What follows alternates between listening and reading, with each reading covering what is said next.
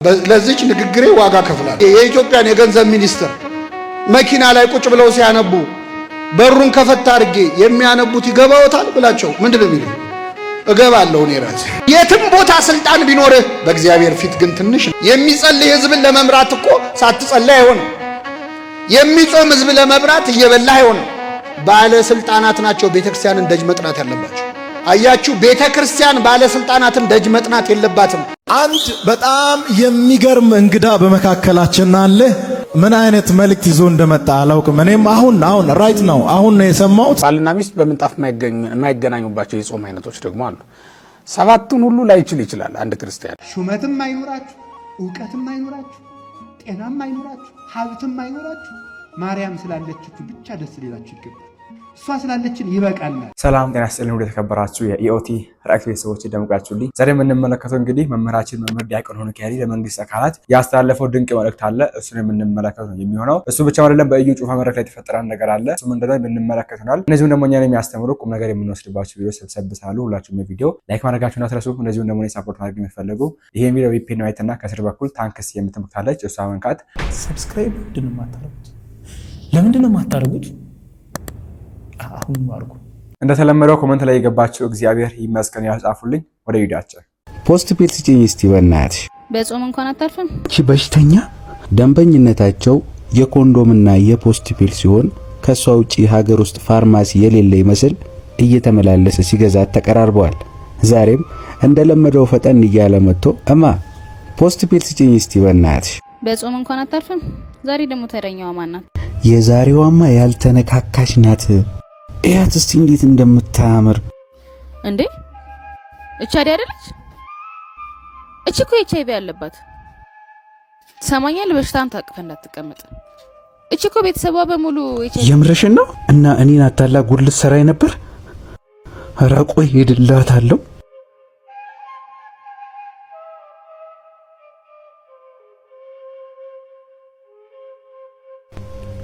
አንቺ በሽተኛ የትም ተልከስከሰሽ ያመጣሽው በሽታ ልትጥይብኝ አንቺም ብለው አገልጋይ ልክስክስ።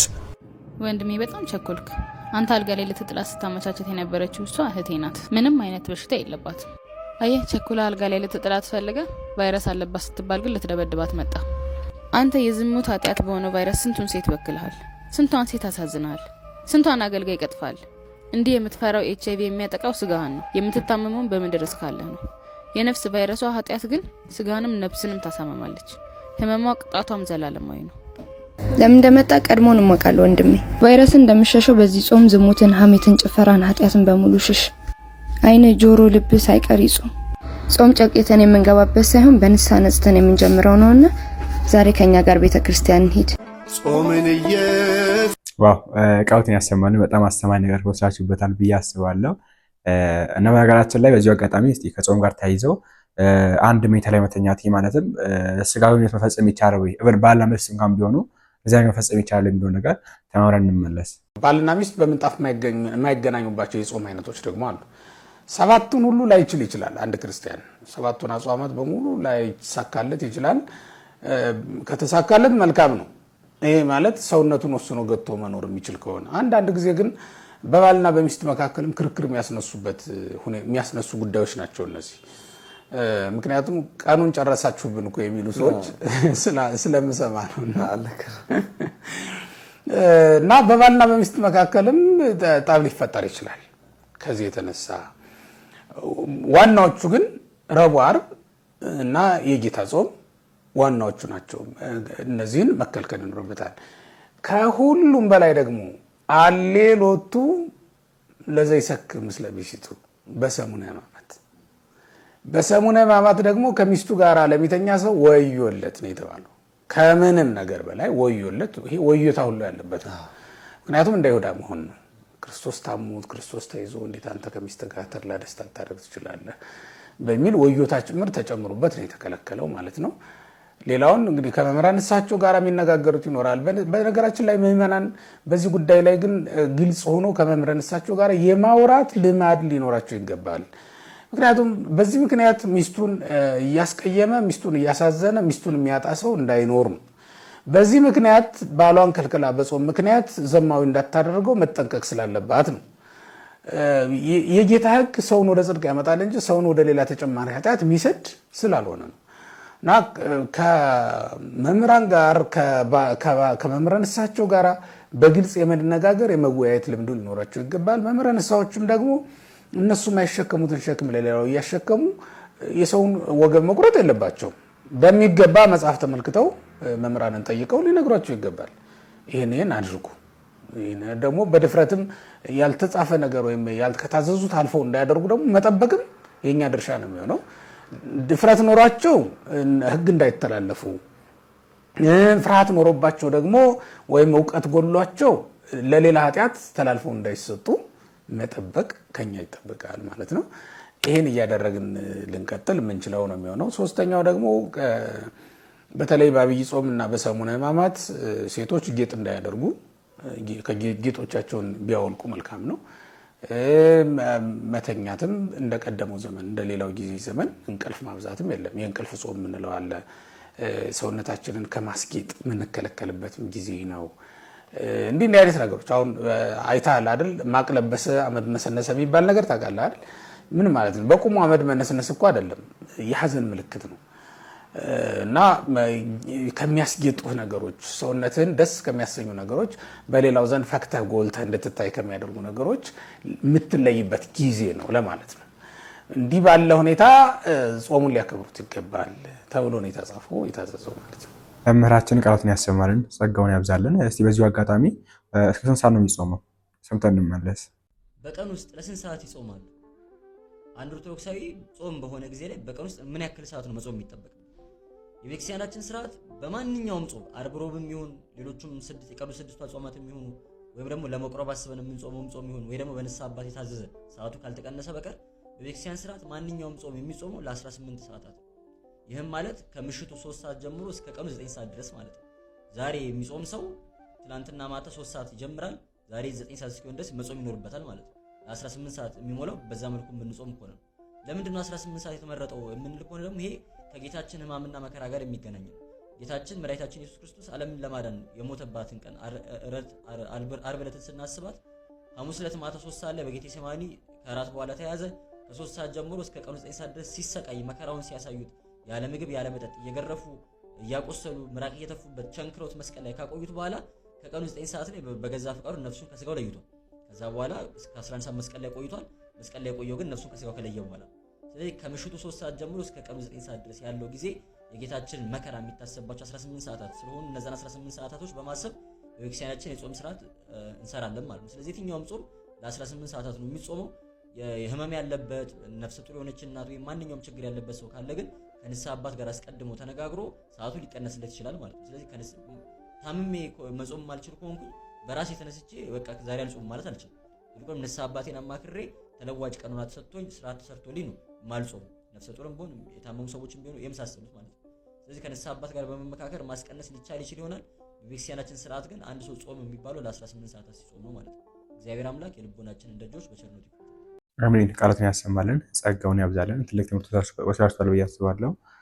ብዙ ጊዜ ብዙ ሰዎች ጥያቄ ነውና ዛሬ እንግዲህ የተመለሰላችሁ እንደሆነ ተስፋ አደርጋለሁ። ቀጥል። አንድ በጣም የሚገርም እንግዳ በመካከላችን አለ። ምን አይነት መልእክት ይዞ እንደመጣ አላውቅም። እኔም አሁን ራይት ነው አሁን ነው የሰማሁት። ታሪኩ ጋንጊሳ በጭብጨባ ተቀበሉልኝ። ታሪኩ የሰላም አምባሳደር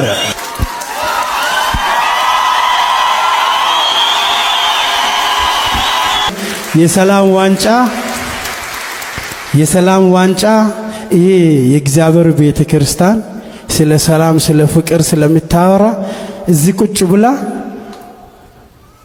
ለአገሬ ለዓለም ለምድርቱ ሰላምን ብቻ ታምጣልን። እዚህ ለክራይስት አርሚ ቸርች አበረከትኳት። እንግዲህ ሁላችሁም እንደምታውቁት ይህ ሰው አርቲስት እኔ እንጃ አላቅም ምን ለማለት እንደምችል አላቅም። ብቻ ግን በጣም ብዙ ቦታዎች ላይ ሰላም እንዲመጣ ብዙ ነገሮችን አድርጓል ተብሎ የሰላም ዋንጫ እንደተሸለመ እና ያንን ሽልማት እጅግ ሰላማዊ ለሆነ ሰው ለሰላም በጣም ለሚጨነቅ ሰው የሰላም ሰው የተባለው ይህ አርቲስት ስለ ሰላም ለሚጨነቅ ሰው በጣም የሃይማኖቶች መቻቻል የሃይማኖቶች መከባበር ለሚያስጨንቀው ሌላውን ሃይማኖት የሚያከብር ነብይ ለሆነ ሰው እጅግ ሃይማኖቶች በሰላም ሊኖሩ እጅግ የሚተጋና ለሚጸልይ ሰው ይሄንን የሰላም ዋንጫ ሰጥቶታል ማለት ይቻላል ማለት ነው። እንግዲህ እውነትን ነው። አንተ እውነት ይሄን የሰላም ዋንጫ ለሚገባው ሰው ሰጥቻለሁ ብለህ ታምናለህ? ይህ ሰው የሃይማኖቶች መበጣበጥ የሚያስደስተው ሰው፣ ሰላም የሚባል ነገር የማይወድ ሰው፣ ሁከት ብጥብጥ የሚወድ ሰው፣ የሰውን ሃይማኖት የማያከብር ሐሰተኛ ነብይ ለሆነ ሰው ይህንን የሰላም ዋንጫ እኮ አንተን አክብረው የሰላም ሰው ነህ ብለው ነበር የሰጡ። አንተ ግን አምጥተህ ለማን ሰጠህ? ይሄው 2015 ምን ያምራል ብትሉኝ፣ አንደኛው ሃይማኖተኞች ሲበጠበጡ ቆሞ ማየት። 2015 ምን ያምራል ብትሉኝ፣ ሃይማኖተኞች ሲከፋፈሉ ቆሞ ማየት። እንደ ሃይማኖተኛ አይነት ደንቆሮ የለም። ባለፈው ነግሬያቸዋለሁ። ሃይማኖተኞች ሲበጠበጡ ብያለሁ። አሁንም ይበጠበጣል። ምንም ማስተካክለው ነገር የለም። ይቀጥላል። ዋዜማ ነው ያለፈው። ዋናው መበጥበጥ እየመጣ ኢየሱስ ዋናውን ቦታ እስከሚይዝ ድረስ ደረቅ ሃይማኖተኞች፣ አክራሪ ሃይማኖተኞች ገና ይበጠበጣሉ። ይሄው ነው እንግዲህ አንተ ዋንጫውን ለማን እንደሰጠኸው አንተን አክብረው የሰላም አምባሳደር ነህ ብለው የሰጡህን ዋንጫ ትክክለኛ ቦታ ላይ ያስቀመጥከው ለትክክለኛው ሰው የሰጠው። የሃይማኖት መበጣበጥ የሃይማኖት መተረማመስ ለሚያስደስተው ሰው ነው ዋንጫን የሰጠው እና ትክክለኛ ቦታ ላይ አስቀምጠዋል ብያምናለሁ ወንድሜ። ደህና ነህ? በትክክል የሚያሳፈን ነገር ነው። የሰላም አምባሳደር ተብሎ ዋንጫ ሰጥቶት እዛ ሄዶ ማስቀመጡ ይስጠው፣ የራሱ ጉዳይ ነው፣ አይመለከተንም። ግን በሰላም ስም ሰላም የሚያሰበው ቸርች ናት፣ በሰላም የሚያስተምር ሰው ነው፣ የሰላም ሰው ነው ተብሎ ለዩ ጩፋ ይታወቃል። ፍላጎት የሚታወቅ ነው። ከዚህ በፊትም ሃይማኖት ሲበጣበጡ ብሎ ሲናገር ብቻ የማይናገራቸው ነገሮች የሉም፣ ይታወቃሉ ስራዎቹ። ግን እንደዚህ ሆኖ ተመቶ ለሱ እንካተሉ መስጠቱ አይ ዶንት ኖ። እናንተን ሐሳብ እናንተ በኮሜንት ላይ አስሩልኝ። ዲያብሎስ ክርስቶስን ፈተነው ሲባል እንዴት ክርስቶስን እንዴት ደፍሮ ሊፈትነው ይችላል ብላችሁ አስባችሁ አታውቁ? እናስባለን። ሰይጣን መስቀል ይፈራል አይፈራም? ይፈራል አይደል? ጠበል ይፈራል አይፈራም? ክርስቶስንስ አይፈራም? ይፈራል አይፈራም? መስቀልን የሚፈራው ማን ተሰቅሎበታል ብሎ ነው? ክርስቶስ አይደለም? ጠበልን የሚፈራው ማን ባርኮታል ብሎ ነው? ታዲያ ክርስቶስን እንዴት ቀርቦ አናገረው? እንዴት አናገረው? ደግሞ ማናገር መሰላችሁ? ና ይህንን ድንጋይ ዳቦ አድርግ፣ ና እዚህ ላይ ላውጣህና ተራራ ላይ ከዚህ ተወርወር፣ ና ይህንን ልስጥህ እያለው ነው። እንደው ሰይጣን እንደዚህ አይነት ድፍረት፣ እሱስ ደፋር ነው፣ ግን እንዴት ቻለው? የሚጠይቀውስ ጥያቄ እንዴት ነው ካላችሁ፣ እኔ ባጭሩ ልንገራችሁ። ሰይጣን ክርስቶስን ሲፈትነው ክርስቶስ የእግዚአብሔር ልጅ መሆኑን አላወቀም። አምላክ መሆኑን ገና አላወቀም። ይህን ካላወቃችሁ ይሄ ታሪክ ግራ ያጋባችሁ። ሰይጣን በትክክል ክርስቶስ አምላክ መሆኑን ያወቀው በዕለተ ዓርብ መስቀል ላይ ነው። እስከዚያ ድረስስ ይጠራጠር ነበር። እመቤታችንን ቅዱስ ገብርኤል መጥቶ እነሆ ትጸንሻለሽ ወንድ ልጅ ትወልጃለሽ ብሎ ያበሰራትን ብስራት ሰይጣን አልሰማም። ቅዱስ አግናጢዮስ የተባለው በመጀመሪያው ክፍለ ዘመን ከነበሩ አባቶች የአንጾኪያው አትናቴዎስ ምን ይላል? አግናጢዮስ ምን ይላል? ሰይጣን ከተሰወረበት ነገሮች አንዱ የገብርኤል ብስራትና የድንግል ማርያም በድንግልና መጽነስ ነው። ሰይጣን የሚመስለው ክርስቶስ የዮሴፍ ልጅ ነው የሚመስለው፣ ከዮሴፍ የተወለደ ነው የሚመስለው፣ በወንድ ዘር የተወለደ ተራ ሰው፣ ምናልባት እንደው መሲህም ሲሆን ደግሞ ከጻድቃን አንዱ ከነቢያት አንዱ ነው የሚመስለው። አምላክ መሆኑን ሙሉ በሙሉ አላወቀም። መጠራጠር ግን ጀምሮ ነበር። መቼ መሰላቸው የተጠራጠረው? ክርስቶስ በዮርዳኖስ ወንዝ ላይ ሲጠመቅ ድምፅ ከሰማይ መጣ፣ የምወደው ልጄ ይህ ነው። ልጄ የሚል ድምፅ ሰማ። የእግዚአብሔር ልጅ የሚል ቃል ሰማ። የእግዚአብሔር ልጅ የሚለው ቃል ሁለት ትርጉም አለው። አንደኛ እኛ ሁላችን የማን ልጆች ነን? እንደዚህ አይነት ትርጉም አለው። ስለዚህ የእግዚአብሔር ልጆች እንባላል። የእግዚአብሔር ልጅ ተብሎ ግን በነጠላው ከተነገረ ክርስቶስ ነው፣ ወልድ ነው። ወልደ እግዚአብሔር ማለት ምን ማለት መሰላችሁ? የእግዚአብሔር ልጅ ማለት እግዚአብሔር ማለት ነው። የሰው ልጅ ሰው ነው፣ የእንስሳም ልጅ የእግዚአብሔር ልጅ እግዚአብሔር ነው፣ የባህሪ ልጁ ማለት ነው። ስለዚህ ሁለት ትርጉም አለው እና የእግዚአብሔር ልጅ ወይም እግዚአብሔር አብ ሲናገር ሰማ። የምወደው ልጅ ይህ ነው ሲባል ሲሰማ እንዴ የእግዚአብሔር ልጅ ነው እንዴ ብሎ ተጠራጠረ። ግን ምን ለማለት የእግዚአብሔር ልጅ የተባለው? እንደ ሁሉም እስራኤላዊ ወልደ ዘበኩር የበኩር ልጅ እንደተባሉ እስራኤላውያን ነው የእግዚአብሔር ልጅ የተባለው ክርስቶስ ወይስ የእግዚአብሔር የባህሪ ልጅ ነው? ይሄማ አይደረግም። እስቲ ለማንኛውም አለና መጠራጠር ጀመረ። ክርስቶስ ሲጠመቅ 40 ቀን 40 ሌሊት ከጾመ በኋላ ሰይጣን ሊፈትነው መጣ። ሊፈትነው ሲመጣ የመጀመሪያዋ ጥያቄ ምንድነች? አሁን አስብያቸዋለሁ። የማን ልጅ ከሆንክ አይሰማም። አያችሁ፣ ጨንቆታል ማለት ነው ሰይጣን። የእግዚአብሔር ልጅ ነው አይደለም የምትለዋ ነገር ከንክነዋለች። እንዳገኘው የመጀመሪያው ጥያቄ የማን ልጅ ከሆንክ ነው። ከሆንክ የሚለው ቃል ምን ያሳያል? ከሆንክ ማለት ምን ማለት ነው? መጠራት ነህ ወይስ አይደለህም? የእግዚአብሔር ልጅ ከሆንክ እነዚህን ድንጋዮች ዳቦ አድርጋል። ክርስቶስ ክብር ምስጋና ይድረሰው። የሚገርማችሁ የእግዚአብሔር ልጅ ነኝ አላለው፣ አይደለሁምም አላለው። ሌላ መልስ ነው የሰጠው። ሰይጣን ተረበሸ። 3 ዓመት ሙሉ ነው የተሰቃየው። በነገራችን የእግዚአብሔር ልጅ ሆይ የእስራኤል ቅዱሱ ልታጠፋን መጣህን ይላሉ አጋንንት። ክርስቶስ ሲመጣ ሲያዩ የእግዚአብሔር ልጅ ሆይ ማን እንደሆን ካውቀናል ይላሉ። አላወቁም እኮ ነህ አይደለም ነው። ተአምር ሲያደርግ ሲያዩት ይሄማ የእግዚአብሔር ልጅ ነው አምላክ መሆን አለበት ይላሉ። ሲርበው ሲጠማው እንቅልፍ ሲወስደው ሲያዩ አይሄማ ተራ ሰው ነው እንደው ጻድቅ ምናምን ነው እንጂ የእግዚአብሔር ልጅማ አይደለም ይላል። ሰይጣን 3 ዓመት ሙሉ ተምታታበት። ይችን ጥያቄ እንደጠየቀ 3 ዓመት ሞላው። ክርስቶስ ሲሰቀልም መስቀል ላይ መጥቶ ሰይጣን በአይሁድ አድሮ ይችን ጥያቄ ሲጠይቅ ነበር። የእግዚአብሔር ልጅ ከሆንክ ከመስቀሉ ውረድ። የማን ልጅ ከሆንክ? እንደው 3 ዓመት ሙሉ ሰይጣንን ግራ አጋባው አምላካችን። 3 ዓመት ሙሉ ከመስቀሉ ውረዳል። ይህን ጊዜ ክርስቶስ መስቀል ላይ ምን አረገ?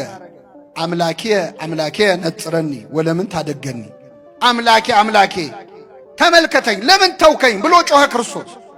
አምላኬ አምላኬ ብሎ ሲጮህ ሲያየው አይ እኔ 3 ዓመት ሙሉ የእግዚአብሔር ልጅ ነው አምላክ ነው ብዬ ስጨነቅ ለካ ሩቅ ብእሲ ነው ይሄው አምላኬ ብሎ እየተጣራ አይደል እንዴ ብሎ የሌሎች ሰዎችን ነፍስ መንጭቆ ሲኦል እንደሚጨምረው የክርስቶስን ነፍስ መንጭቆ ሲኦል ሊጨምር ወደ መስቀሉ ሲጠጋ ሰይጣን እዛው መስቀል ላይ ክርስቶስ በእሳት ዛንጅር በነፋስ አውታር ይላሉ አባቶቻችን በመለኮታዊ ኃይሉ እዛው መስቀል ላይ አስሮ ሰይጣንን አስጨንቆ በሲኦል ያሉ ነፍሳትን ነፃ ያወጣቸው አምላካችን። አሜን። ለምራችን ቃሎትን ያሰማልን። እነሱን ሁላችን ነፃ ያወጣን አምላካችን በድጋሚ ካለንበት ችግር ካለን ፈተና ካልንበት ብቻ ከሁሉም ነገር ነፃ እንዲያወጣን የእሱ የአምላካችን መልካም ፍቃድ ይሆንልን። በዚህ አጋጣሚ ማሽን ምንዲያቆመክ ያለ ለመንግስት አካላት ያሰሩት መልእክት አለና ማድረግ ያለባችሁ ይሄ ነገር ብታረጉ መልካም ነው የሚል ነገር ሲሱንም ላሰማችሁ። አንዳንድ ሰው ስልጣን ላይ ሲወጣ ይሳለማል። ቤተክርስቲያን አይሳለም። ባይሆን ገንዘብ ካለ የሚያስፈልግ እርዳታ ካለ ልስጣችሁ ብሎ ኪሱ ይገባል። መጥቶ አያነግስም። ከመጣም በቃ ጅንን ብሎ የክብር ወንበር ለብቻ ተሰጥቶት ተቀምጦ ንግግርን ሲያረግ መንግስት የሃይማኖት ተቋማትን ያበረታታል ምናምን ነው የሚለው። ጥጋቡ አይቻልም እኮ የትም ቦታ ስልጣን ቢኖርህ በእግዚአብሔር ፊት ግን ትንሽ ነህ አይደለም? አዎ ማንኛውም ስልጣን ከእግዚአብሔር ይበልጣል። ነብይ እግዚአብሔር ዳዊት ምን አለ? ወደ እግዚአብሔር ቤት እንሂድ ባሉኝ ጊዜ ደስ አለኝ። ንጉስ እኮ ነው፣ ግን ቤተ እግዚአብሔር እንሂድ ባሉት ጊዜ ደስ አለ። ለምንድን ነው ደስ ያለው? መጥቶ ሊጀነን መጥቶ በክብር ሊቀመጥ አይደለም። ዳዊት በእግዚአብሔር ቤት መጣልን መረጥኩ ነው ያለው።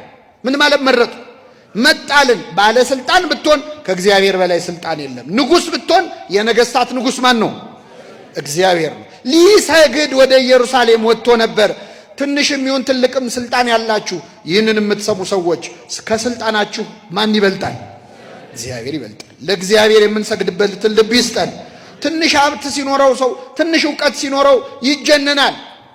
ለመስገድ ለመሳለም ራሱ ይኮፈሳል፣ ይቸገራል። ይህ የኢትዮጵያ ሰው ግን ሊሰግድ ወደ ኢየሩሳሌም ሄዶ ነበር። መንፈሳዊ ጉዞ የሚሄዱ ባለስልጣናት፣ ጸሎት የሚያደርጉ ባለስልጣናት ያስፈልጉናል እኮ።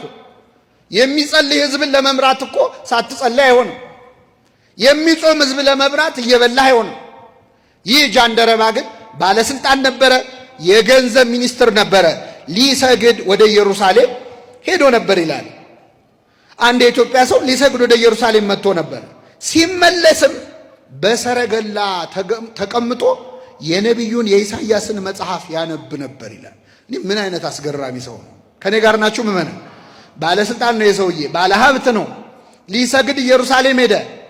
ሰግዶ ሲመለስ ቁጭ ብሎ ምን ያነብ ነበረ? መጽሐፍ ቅዱስ ያነብ ነበር። ምን አይነት ሰው ነው መጽሐፍ ቅዱስ የሚያነብ ኢትዮጵያዊ? እንዴ በእውነት ባለስልጣን ሆኖ ቁጭ ብሎ አስቡት። መንፈሳዊ ጉዞ ተጉዟል። ይሄን ያህል መንገድ ሄጄ ደክሞኛል፣ እግዚአብሔር ይረዳኛል፣ ከዚህ በኋላ ደግሞ ወደ እስራኤል መለስ ብሎ ሌላ ነገር ማንበብ ይችላል። ይህ ሰው ግን ሰግዶ ሲመለስ መጽሐፍ ቅዱስ እያነበበ ነበር የመጣው። ምእመናን መጽሐፍ ቅዱስ እናነባለን ወይ? ቤታችን ስንገባ ገልጠነው ስናውቃለን? በጣም ብዙ ሰው እኮ መጽሐፍ ቅዱስን የሚጠቀመው ለቅዠት ነው።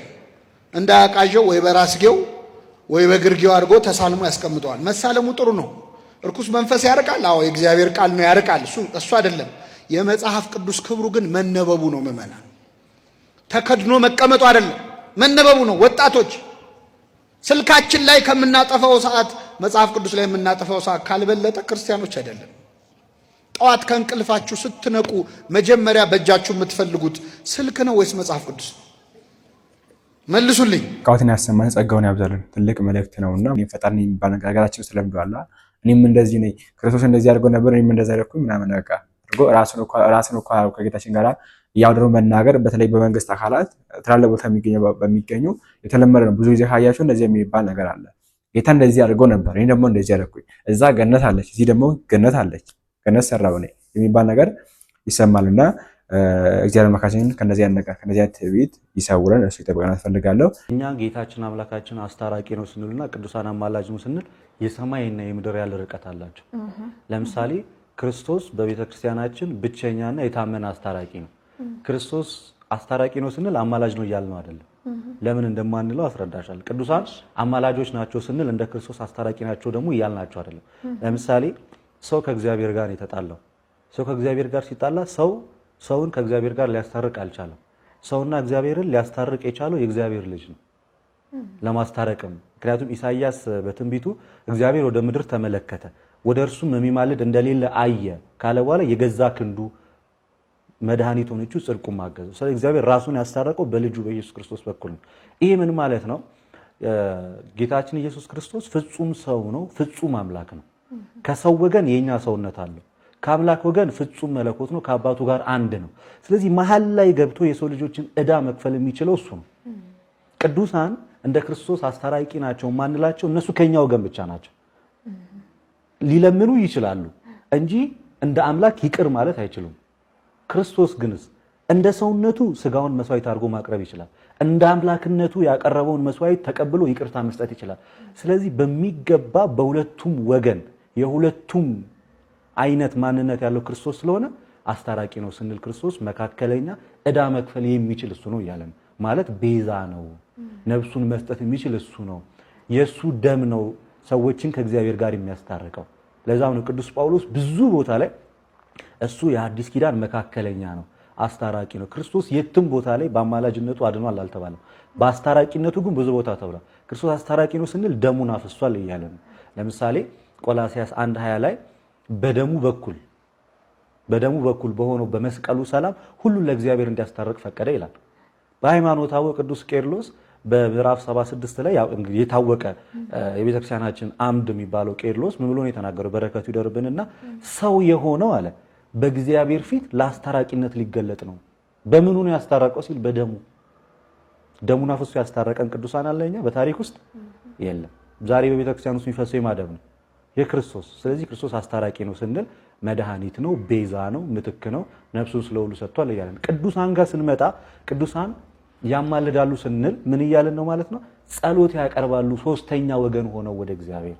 እኔ ያለው አንቺ ያለሽ በመሐከላችን አንድ ጻድቅ ቢመጣ ስለኔና ስለአንቺ ሶስተኛ ወገን ሆኖ ጸሎት ወደ ማን ነው የሚያቀርበው? ወደ እግዚአብሔር። ስለዚህ ያ ጸሎት ምላሽም የሚያገኘው በማን ፍቃድ ነው? በእግዚአብሔር ፍቃድ ነው። ስለዚህ ያ ጻድቅ ሶስተኛ ወገን ሆኖ ከኛ ወገን ብቻ ሆኖ ይጸልያል እንጂ በእግዚአብሔር በኩል ሆኖ ጸሎት ሰምቶ ይቅርታን አይሰጥም። ስለዚህ ምልጃ ማለት አንዱ ስለ አንዱ የሚደረግ ልመና ነው። ለምሳሌ ሐዋርያት ሥራ 7:57 ላይ እስጢፋኖስን ሲወግሩት የእግዚአብሔር ልጅ ኢየሱስ ክርስቶስ ቆሞ አየውና ምንድነው ያለው? በእነሱ ወገን ሆኖ የሚያደርጉትን አያውቁምና ይቅር በላቸው። ኢየሱስ የሚያደርጉትን አያውቁምና ይቅር በላቸው ብሎ በመስቀል ላይ ሲናገር ከአባቱ ጋር አለ። እስጢፋኖስ ያን ሲናገር በምድር ነው እንጂ ከዛ ጋር ከአብ ጋር አልነበረም። ስለዚህ በአንድ ወገን ያለው የቅዱሳን ምልጃ ይባላል። የክርስቶስ ማስታረቅ ደግሞ በቤዛነት የሚደረግ እሱ ብቻ የሚሰራው ማንም የማይሰራው ሰውም ስለሌለ ነው አምላክ ሰው እንዲሆን እግዚአብሔር የፈቀደው። እዛ ቅዱሳን ሶስተኛ ወገን ሆነው ነው። እንደዚህ ስንል ግን የቅዱሳን ምልጃ ቤተክርስቲያናችን የታመነም መጽሐፍ ቅዱሳዊም ነው። ለምሳሌ ለይቶ ሲያስቀምጠው ቅዱስ ጳውሎስ አንደኛ ጢሞቴዎስ ምዕራፍ 2 ከቁጥር 1 ላይ ሲናገር ምን ብሎ ተናገረ? አስቀድሜ እንዳልኳችሁ ለሕዝቡም ለመንግስትም ለሁሉም ለሰው ልጆችም ምልጃን ጸሎትን እንድታቀርቡ አዛለሁ። ይህም ማለት ስለ ሰው ልጆች መዳን በእግዚአብሔር ፊት የተወደደ ነው። የማን የሰዎች ጸሎት የቅዱሳን ምልጃ የሰውን መዳን በሚፈልግ በእግዚአብሔር ዘንድ አስደሳች ነገር ነው ይላል። ስለዚህ ይህን ከተናገረ በኋላ ጳውሎስ ምልጃን አቅርቡ፣ ሁሉም ምልጃን ያቅርቡ፣ ጸሎት ያቅርቡ፣ አማልዱ ካለ በኋላ ዝቅ ብሎ አንድ እግዚአብሔር አለ አለ። በሰውና በእግዚአብሔር መካከል ደግሞ መካከለኛው አንድ አለ አለና እርሱም ሰው የሆነው ኢየሱስ ክርስቶስ ነው ካለ በኋላ ራሱን ለሁሉ ቤዛ ሰጠ። ይህም በገዛ ዘመኑ ምስክርነት ራሱን ቤዛ የሰጠ ጻድቅ የለም። ክርስቶስ ብቻ ነው ራሱን ቤዛ አድርጎ የሰጠ። እዚህ የክርስቶስ ቤዛነት ሰውና እግዚአብሔርን የማስታረቅ ሮሜ ምዕራፍ 5 ቁጥር 10 ላይ ጠላቶቹ ሳለን ከእግዚአብሔር ጋር በልጁ ሞት ታረቅን። በማሞት ነው የታረቅነው፣ በድንግል ማርያም ልጅ በኢየሱስ ክርስቶስ ሞት ነው እንጂ ወይ በጳውሎስ ሞት አይደለም፣ ወይ በጴጥሮስ ሞት አይደለም። ስለዚህ የክርስቶስ ማስታረቅ የሞት የቤዛነት የካሳ ነው። የቅዱሳን ግን ማርልኝ ይቅር በልልኝ የሚደረግ ወደ እግዚአብሔር የሚጮህ ጩኸት እግዚአብሔርም ወዶ ፈቅዶ የሚመልሰው ምላሽ ነው። ለወንድማችን ለተቃልቃሉን ያሰማን ጸጋውን ያብዛልን። ዛሬችንም ይህን ይብስ ነበር። ቪዲዮአችን አብሮ ተማራችሁበት፣ ቁም ነገር እንደወሰዳችሁበት፣ አዲስ ነገር እንዳገኛችሁበት አልጠራጠርም። በቀጣይ ባሪፍና በአስተማሪ ቪዲዮ እስከምንገናኝ ድረስ ይሄን ቪዲዮ ሁላችሁም ላይክ ማድረጋችሁን አትርሱ። እንደዚህ ሰብስክራይብ ያደርጋችሁ ቸር ቆዩልኝ።